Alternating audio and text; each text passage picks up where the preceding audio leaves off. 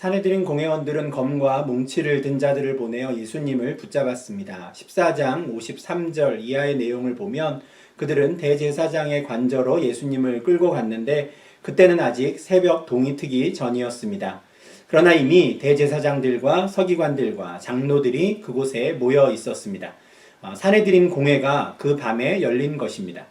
원래 공회의 규정에 따르면 해가 떠 있는 시간에만 공회는 열릴 수 있고 회집이 가능합니다. 그러나 그들은 그 규정도 무시하고 그 밤중에 사내들인 공회를 소집하였습니다. 그들은 갑자기 찾아온 이 기회를 놓치고 싶지 않았던 것 같습니다. 12 중에 하나였던 가룟 유다가 갑자기 자신들을 찾아왔고 실제로 그들은 예수를 붙잡을 수 있었습니다. 사내들인 공회원들은 그날 밤 자신들에게 찾아온 이 결정적인 기회를 어떻게든 이용하고자 합니다. 그래서 그들은 예수를 죽일 계책을 세우지요. 거짓 증인들을 만들어서 공회 앞에 증언하게 함으로써 예수를 고발한 것입니다. 그런데 예수님께서는 거짓 증인들이 하는 말을 듣고도 아무 말씀도 하지 않으셨습니다. 그저 묵묵히 듣고만 계셨습니다. 다만 대제사장이 네가 찬송받으리의 아들 그리스도냐라고 물었을 때에만 내가 그니라 라고 대답하십니다. 그런데 예수님의 대답을 들은 이 대제사장이 갑자기 자기 옷을 찢으며 우리가 어찌 더 증인을 요구하리요 라고 외칩니다. 대제사장이 말한 찬송받을 이는 곧 하나님인데 예수님께서 자신을 하나님의 아들이라고 했으니 예수님께 신성모독의 죄를 물을 수 있게 된 것입니다. 그는 이 기회를 놓치지 않고 옷을 찢으며 분노하였고 결국 그 자리에서 이런 자는 사형에 해당한다라고 선포합니다. 결정적인 찬스를 놓치지 않은 것입니다. 이렇게 사내들인 공회의 의장의 최종 판결이 내려지자 사람들은 예수님께 달려들어 침을 뱉기 시작합니다. 예수님의 얼굴을 가린 채 주먹으로 치고 손바닥으로 때리기도 합니다. 이런 것들은 아마 이미 다 계획이 되어 있었던 것 같습니다. 그러니 대제사장의 말이 끝나자마자 사람들이 득달같이 달려들어 이런 일을 한 것입니다. 그런데 이들에게는 문제가 하나 있었습니다. 비록 유대인들의 최고 의결기구인 사내들인 공회에서는 예수님의 죄를 신성모독이라 하여서 사형에 처한다라고 결정하였지만 로마의 지배를 받고 있는 상황에서 그 공회에는 사형 집행 권한이 없었다라는 점입니다. 설령 사내들인 공회에 사형 집행권이 있었다고 하더라도 그들은 율법에 따른 자신들의 처형 방식으로 예수를 죽이고 싶지는 않았을 것입니다. 율법에서 인정하는 사형 방식은 돌을 던져서 죽이는 것인데 그렇게 해서는 예수의 추종자들을 잠잠히 만들 수 없다고 생각했을 것입니다. 예수는 반드시 로마 제국의 처형 방식에 따라 십자가 처형을 당해야 합니다. 그래야 신명기 21장 23절 말씀에 따라 나무에 달려 죽은 저 예수는 하나님께로부터 저주받은 자다라고 공식적으로 선포할 수 있고 그래야 더 이상의 추종자들이 늘어나는 것을 막을 수 있었기 때문입니다. 그래서 이들은 예수님을 데리고 총독 빌라도에게 갑니다. 빌라도를 압박해서 예수님을 십자가형에 처하도록 만들기 위해서였습니다. 그렇지만 빌라도라고 해서 선뜻 십자가형을 단숨에 선고할 수는 없는 일입니다. 십자가형은 로마 제국에 대해 반역을 일으킨 자들을 처벌하는 가장 큰 극형이었기 때문입니다. 그래서 빌라도는 로마의 총독으로 자신들의 법에 따라 예수님이 정말 사형을 시킬 만한, 사형을 당할 만한 큰 죄를 지은 사람인지를 먼저 확인해야 했습니다. 그러나 예수님께서는 자신이 고소고발 당한 문제에 대해서는 빌라도에게 아무런 말씀도 하지 않으십니다.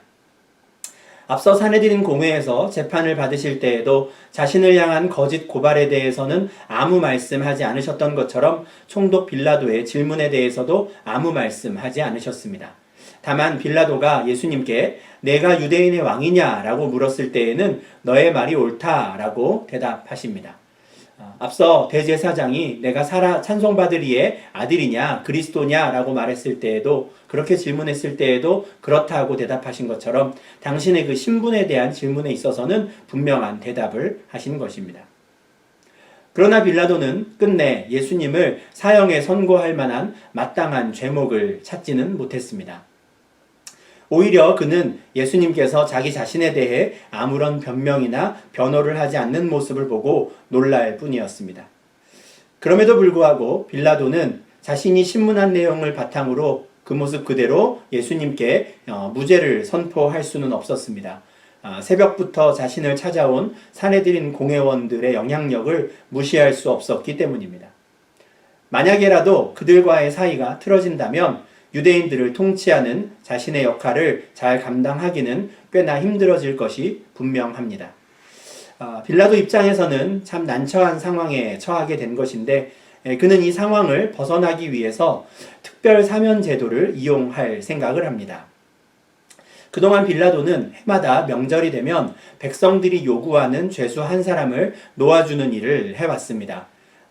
유대인들이 주로 석방시켜주기를 원했던 죄수들은 로마 제국의 통치에 반기를 들었던 어떤 정치범들이나 또는 반군들의 우두머리였습니다. 로마 제국 입장에서는 그들은 반역자였기에 당연히 사형에 처해야 하는 죄수들이지만 그들을 바라보는 유대인들의 시선은 달랐습니다.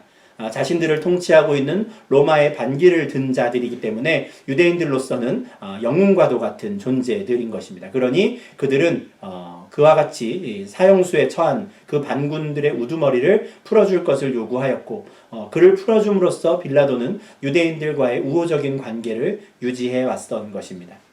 이번에도 마찬가지였습니다. 이번 6월절 특별 사면 대상자는 밀란을 꾸미고 밀란 중에 살인하고 체포된 바라바라는 사람이었습니다.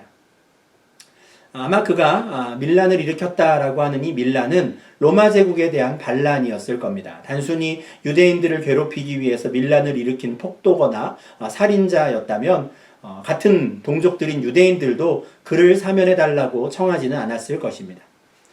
그런데 빌라도는 바라바를 풀어주기에 앞서서 예수도 바라바 못지않게 유대인들 사이에 큰 인기가 있는 사람이라고 생각했던 것 같습니다. 유대 지역을 다스리는 총독으로서 예수라는 사람에 대한 첩보는 수시로 받았을 것입니다. 무엇보다도 며칠 전에 예수님이 예루살렘 성에 들어올 때 많은 사람들이 환호하며 그를 맞이했다라는 사실은 너무나 잘 알고 있었을 것입니다.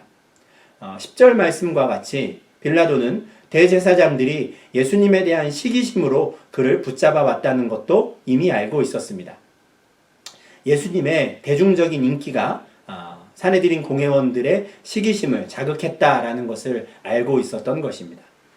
그러니 공회원들은 비록 이 예수를 죽이고자 하지만 사람들에게 물어보면 이 사람들은 예수를 풀어달라고 하지 않을까 생각한 것입니다. 그만큼 예수님이 가지고 있었던 대중적인 인기를 기대했던 것입니다. 특별 사면 제도를 이용해서 예수를 풀어줄 수만 있다면 이것은 빌라도 입장에서는 아주 좋은 묘안이 될 수 있습니다. 죄를 밝히지 못한 예수님도 풀어주고 또 사내들인 공회원들과의 관계도 틀어지지 않을 수 있는 좋은 방법이었던 것입니다. 그래서 그는 사람들에게 너희는 내가 유대인의 왕을 너희에게 놓아주기를 원하느냐라고 묻습니다. 그런데 이렇게 질문을 하는 빌라도가 한 가지 관가한 점이 있습니다. 그는 대제사장들과 장로들과 서기관들이 얼마나 절실한 마음으로 예수를 죽이고자 했는지를 잘 알지 못했습니다. 빌라도가 누구를 놓아줄 것인지를 무리들에게 묻자 대제사장들은 무리를 충동하였습니다. 그리고 그렇게 충동받은 사람들은 예수님이 아닌 바라바를 놓아달라고 외칩니다. 분명 빌라도의 이 법정으로 사람들이 하나둘 모여들기 시작했을 때부터 사내들인 공회원들은 진작에 사람들을 풀어서 이와 같은 여론을 만들어 놓았을 것입니다. 예수는 반드시 죽여야 한다라고 이미 여론을 만들었던 것이죠. 그러나 이것은 빌라도 입장에서는 예상 밖의 상황이었을 것입니다. 비록 종교 지도자들은 예수를 시기하여 붙잡아 왔지만 예수라는 사람의 그 대중적인 인기가 어느 정도인지 알고 있었기 때문에 그들은 예수를 풀어줄 것을 기대했으리라 생각을 했는데 전혀 뜻밖에도 무리들은 예수가 아닌 바라바를 선택한 것이죠. 아마 굉장히 놀랐을 것입니다. 그래서 빌라도는 그러면 너희가 유대인의 왕이라 하는 이 사람은 어떻게 하면 좋겠느냐라고 되묻습니다. 저는 이와 같은 두 번째 질문은 빌라도가 보인 참 비겁한 모습이라고 생각합니다. 재판에 대한 판결은 총독이 해야 하는 것입니다. 그가 최종적인 법 집행자, 판결자가 되어야 하는 것이죠. 그러나 그는 종교 지도자들 앞에서 예수님의 무죄를 선고할 자신이 없었습니다. 그래서 이번에도 무리들을 이용하고자 합니다. 종교 지도자들은 사형을 원하지만 사람들은 그 정도까지 원하지는 않을 것이라고 여긴 것이죠. 그래서 그 여론을 바탕으로 예수를 죽이지는 않을 수 있도록 어떻게든 해보려고 했습니다. 그러나 이번에도 그의 기대와는 정반대의 대답이 나옵니다. 사람들이 그를 십자가에 못 박게 하소서라고 외치는 것입니다. 사형 방법 중에서도 십자가형은 가장 극한 죄를 지은 사람에 대한 처형법인데 사람들이 갑자기 예수를 십자가에 못 박으라 라고 한 것입니다. 이 소리를 듣고 놀란 빌라도는 어찌미냐 그가 무슨 악한 일을 하였느냐 라고 대묻지만 사람들은 더욱 소리를 지르며 십자가에 못 박게 하소서라고 외쳤습니다. 빌라도에게 굉장히 부담이 되는 압박이 되는 상황이 벌어진 것입니다. 빌라도는 이제 기로에 놓였습니다. 로마의 법 집행관으로서 합당하게 결정할 것인가 아니면 사람들의 이 압박에 못 이겨 그렇게 그들을 위한 결정을 할 것인가를 정해야 했습니다. 그리고 그는 결국 무리들을 만족시키기 위한 결정을 내립니다. 그가 그렇게 기로에 놓였을 때 정말 그가 바라는 것, 그가 되고 싶은 모습이 무엇인지 이렇게 나타났습니다. 사람들을 만족시키기 위해 예수를 십자가형에 처하기로 한 것입니다. 예수님을 채찍질하고 십자가에 못 박으라고 넘겨줍니다. 10절에서는 분명히 그가 대제사장들이 시기로 예수를 넘겨준 줄 알고 있었다라고 하였는데 15절에서 그는 죄 없는 예수를 채찍질하고 십자가에 못 박히게 넘겨준 사람이 되었습니다. 물론 그가 그렇게 했던 것은 아주 강한 압박을 받았기 때문입니다. 십자가에 못 박게 하소서라고 사람들이 외치는 그 소리와 그 사람들을 뒤에서 부추긴 대제사장들의 그 압박을 못 이긴 것이죠. 그렇다고 해서 예수님의 십자가 처형을 최종적으로 승인한 사람이 바로 빌라도 총독이었다라는 이 역사적 사실이 없어지는 것, 사라지는 것은 아닙니다. 마태복음 27장 24절에 따르면 이렇게 한 이후에 빌라도는 사람들 앞에서 손을 씻으며 이 사람의 피에 대하여 나는 무죄하니 너희가 당하라 라는 말을 합니다. 그러나 이것은 그가 끝까지 보여주는 비겁한 모습에 불과합니다. 로마의 법에 따라 판결하여서 예수님의 무죄를 선고해야 했던 사람은 바로 총독 빌라도였습니다. 그는 무죄한 자가 억울한 처벌을 받지 않도록, 무죄한 자가 십자가 처형을 당하지 않도록 끝까지 보호해야 하는 최후의 보루와 같은 책임을 맡은 사람이었습니다.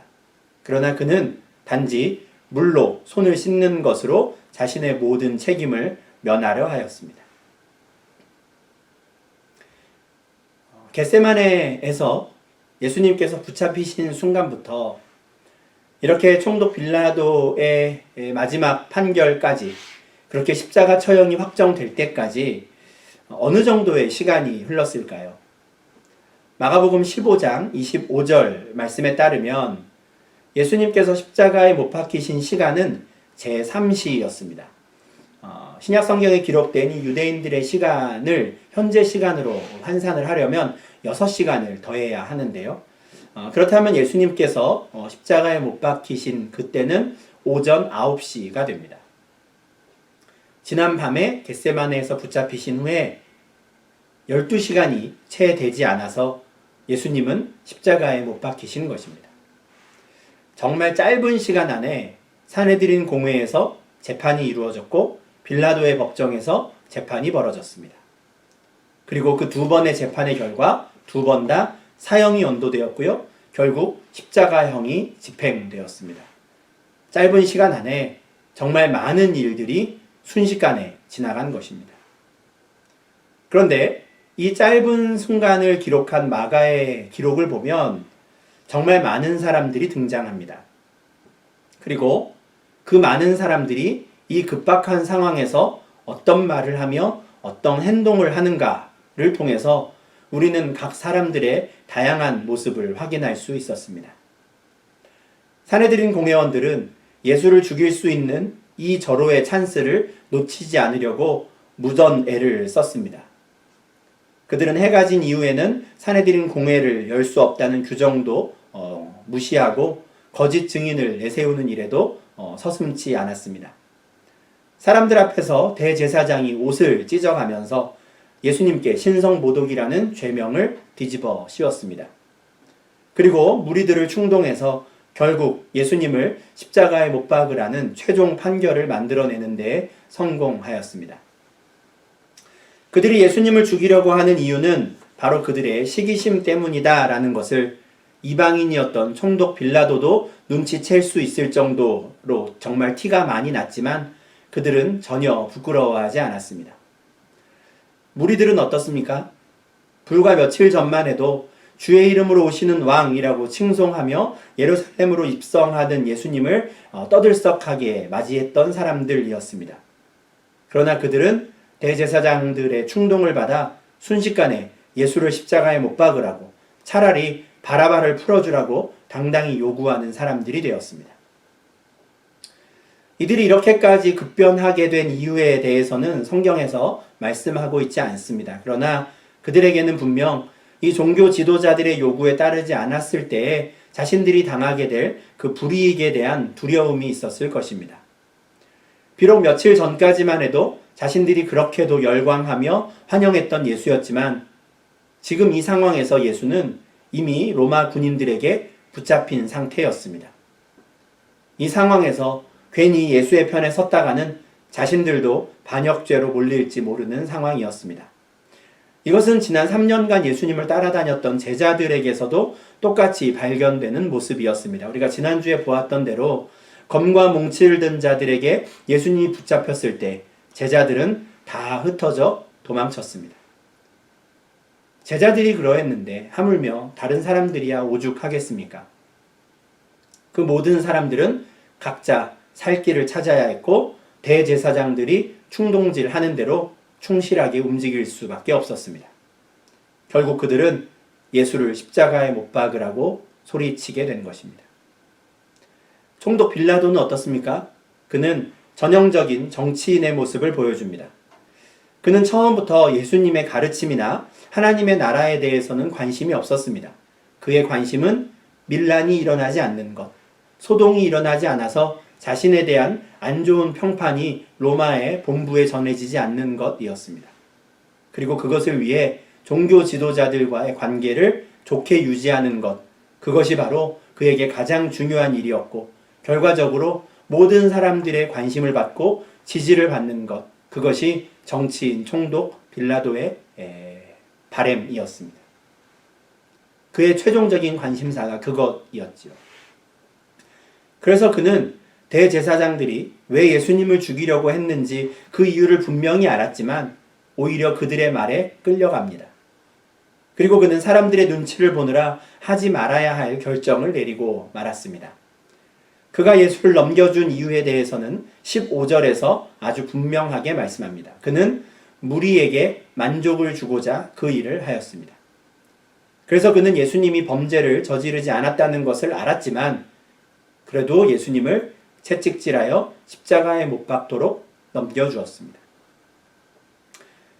이 모든 사람들, 산헤드린 공회원, 또 무리들, 총독 빌라도가 보여준 말과 행동은 다 다릅니다. 그런데 이들 모두가 보여주는 말과 행동에는 한 가지 공통된 목적이 있습니다. 그것은 바로 자신들의 이익이었습니다. 산헤드린 공회원들, 거짓 증인들, 예루살렘의 무리들, 그리고 총독 빌라도까지 오늘 본문에 등장하는 모든 사람들이 자신의 이익을 위해 말하고 판단하고 행동하였습니다. 그 모든 사람들이 철저히 자신들의 이익에 따라 열심히 움직인 결과 예수님은 십자가에 못 박혀 죽어야 하는 죄인이 되었습니다. 그런데 이와 같은 사람들의 모습과는 정반대되는, 정확하게 대조되는 모습을 보인 분이 그들 한가운데 계셨습니다. 바로 예수님이시지요. 예수님께서는 자신을 둘러싼 모든 사람들이 각자의 이익을 위해 말하고 행동하고 그렇게 열심히 달려가는 모습을 다 지켜보셨습니다. 예수님께서 어떤 생각을 하셨을지 참 궁금한데요. 만약 예수님께서도 그들처럼 당신의 유익을 위해서, 당신의 이익을 위해서 뭔가를 하고 싶으셨다면 예수님은 무슨 일이든지 하실 수 있었을 겁니다.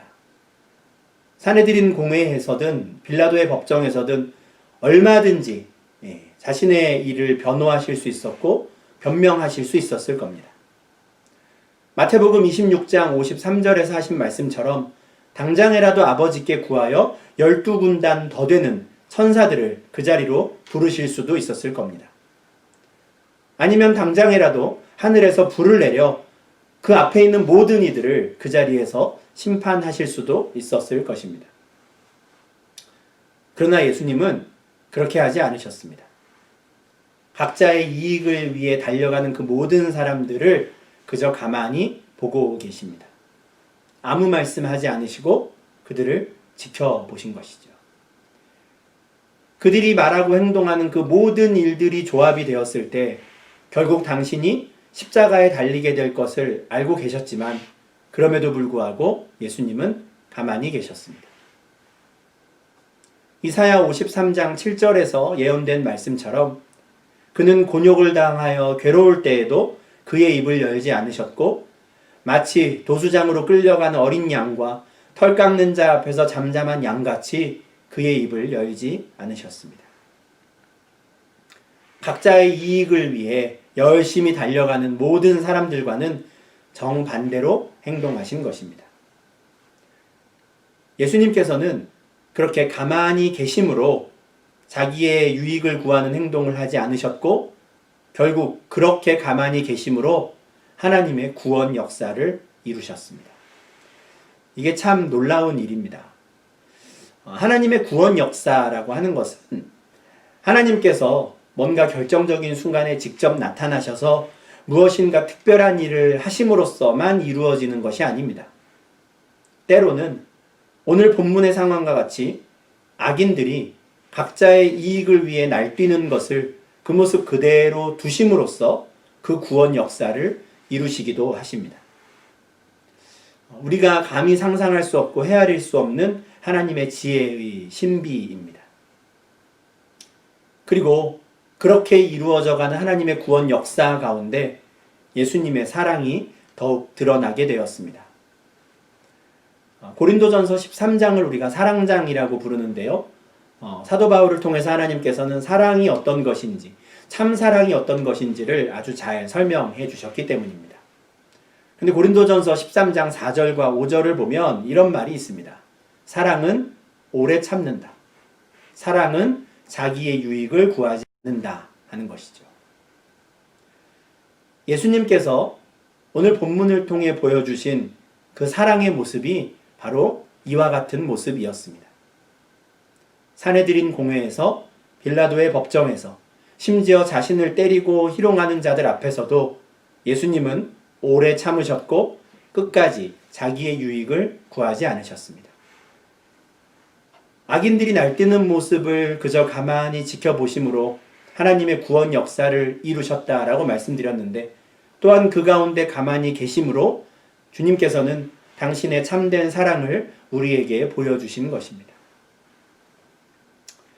오늘 말씀을 이렇게 가만히 묵상을 해보니 예수님의 제자라고 하는 사람들이 끝까지 자기 십자가를 지고 예수님을 따라가기 어려운 결정적인 이유를 알 수 있을 것 같습니다. 오래 참는 게 어렵고 자기의 유익을 포기하는 게 어렵기 때문인 것 같습니다. 저도 그렇지만 우리는 기본적으로 내가 손해보는 것을 못 견딥니다. 기브 앤 테이크라는 이런 말이 세상의 기본적인 원리가 된 이유도 아마 같은 이유일 겁니다. 어느 누구도 손해보고 싶어 하지 않기 때문입니다. 내가 주는 게 있으면 받는 것이 반드시 있어야 합니다. 누군가의 관계에서 손해를 본다는 생각이 드는 순간, 계속해서 내가 주기만 하고 더 이상 그 사람으로부터 받는 것이 없다라는 생각이 드는 순간 그 관계는 지속되기가 참 어렵습니다. 우리 악한 본성인 것이죠. 내가 손해보는 것을 참지 못합니다. 그러나 예수님께서 보여주신 사랑은 그런 게 아니었습니다. 예수님께서 제자들에게 너희는 각자 자기 십자가를 지고 나를 따르라 라고 하시며 수많은 말씀들로 가르쳐 주셨던 제자의 길, 제자도는 그런 게 아니었습니다. 예수님을 둘러싼 모든 사람들이 각자의 유익을 위해 최선을 다하고 있을 때 예수님께서는 가만히 계셨습니다. 끝까지 참으시며 끝끝내 자기의 유익을 구하지 않으신 것입니다. 이것이 바로 예수님께서 보여주신 사랑이었고 예수님께서 제자들에게 가르치신 제자도의 핵심이었습니다. 예수님을 따르는 길이 당장 나에게 손해를 끼치는 것처럼 나에게 손해가 되는 것처럼 느껴지는 순간 정말 많은 분들이 신앙을 버리고 떠납니다. 예수님을 따라가면 나에게 반드시 유익한 점이 있을 것이다 라고 생각해서 그 길을 떠났는데 더 이상 그 길을 가는 것이 나에게 유익이 되지 않는다고 생각이 되었을 때, 더 이상 나에게 이익이 되지 않는다라고 판단이 되었을 때 많은 분들이 더 이상 신앙의 길을 가지 않습니다. 제자의 길을 가지 않고 떠나지요. 처음에는 말씀을 기쁨으로 받았지만 환난이나 박해가 일어났거나 세상의 염려와 재물의 유혹이 찾아오면 결실하지 못하는 분들이 정말 많습니다. 제자들이 그랬고 오늘 본문의 무리들이 그랬던 것처럼 더 이상 예수를 따르는 것이 나에게 이익이 되지 않는다고 판단이 되면 머뭇거리지도 않고 그 즉시 다 흩어져 도망치는 것입니다.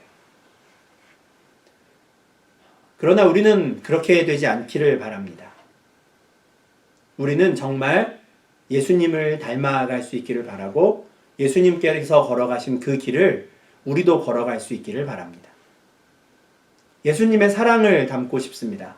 오래 참고 나의 유익을 구하지 않는 그 사랑이 우리를 통해 드러날 수 있기를 바랍니다.